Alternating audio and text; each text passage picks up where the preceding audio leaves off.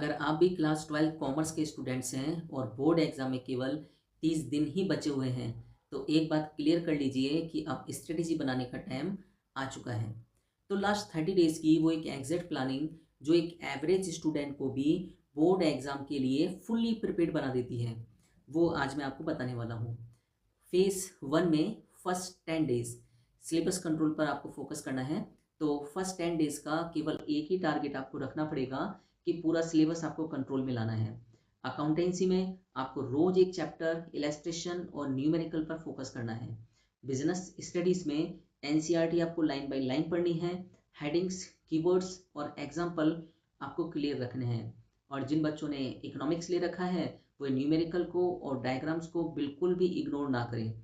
नई बुक्स कोई ना पढ़ें और नई टीचर की वीडियो बिल्कुल भी ना देखें। और जो आप पढ़ चुके हो आपको उसे ही रिवाइज करना है, इस बात पर फोकस करें।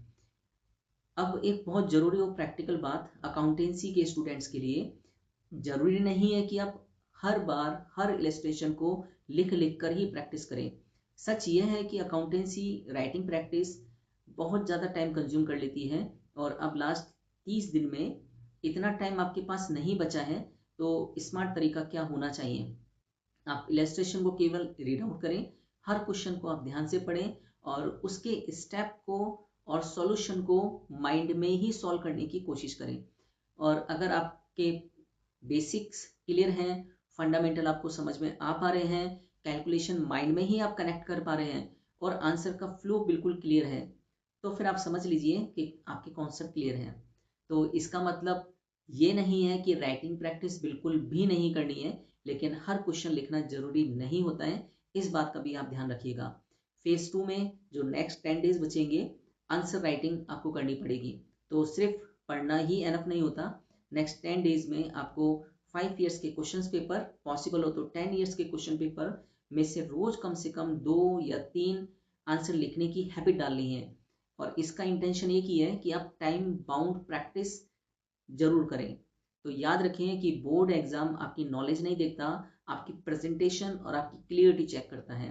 और फेज 3 के अंदर जो सबसे लास्ट 10 डेज बचेंगे, रिवीजन और कॉन्फिडेंस बिल्डअप आपको करना है।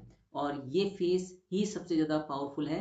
डेली क्विक रिवीजन आपको करना है, important formulas, definition, keyword, case study और इंपॉर्टेंट क्वेश्चंस आपको ध्यान रखने पड़ेंगे। और बस एक ही माइंडसेट आपको रखना है कि मैं प्रिपेयर्ड हूँ।